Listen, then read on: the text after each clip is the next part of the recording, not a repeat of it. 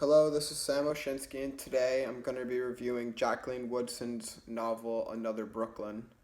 Jacqueline Woodson is best known for her middle grade novel that she wrote last year called Brown Girl Dreaming, which won a whole bunch of different awards. But today we're going to focus on Another Brooklyn. And in this story, the reader follows a woman named August. And August, who is now in her mid 30s, brings readers on a journey into her past, and we talk about her upbringing and her childhood and her friends and her basic understanding of life.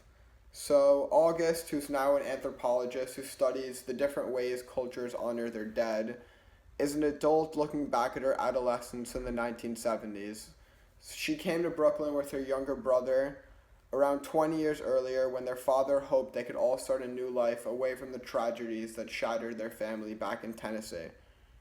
So instead of a child's point of view looking at the story, we're looking at a child's perspective told through a 30-year-old woman who is wiser and can account for her problems and look back and see the issues in her society. So the story takes place 20 years later. August is now 30 years old, and she's returned to Brooklyn to bury her father. And the story then dissolves into a non-linear story told through flashbacks into August's childhood in the 1970s, cutting back and forth between past and present. And Jacqueline starts the story with a warning to readers. She says, "I know now that what is tragic isn't the moment, it is memory." So the reader follows August as she grows up in Brooklyn and recounts for her upbringing and her friendships. The book is written as a stream of consciousness, sounds almost poetic because it's so lyrically written. And Jacqueline had enough content in this book to make it around 600 pages. We could have learned more about the mother's death in Tennessee.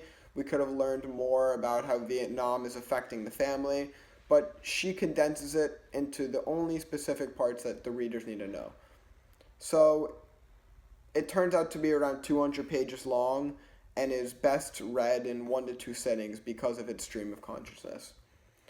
So the title Another Brooklyn comes from the idea that because it's Manhattan doesn't mean it's extremely wealthy. So Woodson reminds us of this, and she differentiates between the $1 million brownstones and specialty grocery stores in Manhattan and the place that August is growing up.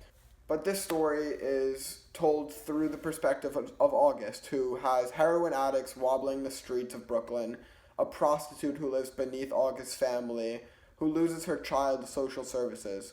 And Woodson uses the quote, "White people didn't know filled the trucks with their belonging," August remembers, and in the evenings we watch them take long looks at the building they were leaving and then climb into station wagons and drive away.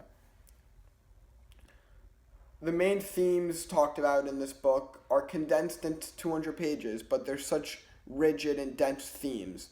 The effect of Vietnam wars on black families in the 1970s, absent mothers, in this case due to death, predatory men follow August around, religion as an escape, white flight and gentrification, the epidemics of drug use and poverty, and the search to make their way in life. All fill the book without overcrowding it. So I would recommend this book to all teenagers of any status, disregarding gender. Just because it's about 4 girls doesn't mean that only girls can read it. As a male, I benefited greatly from this because I saw a whole new perspective that I've never seen in my entire life. And it's a book that will expose you to very complex, messy, and painful parts of life. So overall, I think everyone should read this book. It's a great book. And I hope you enjoyed this video. Thank you.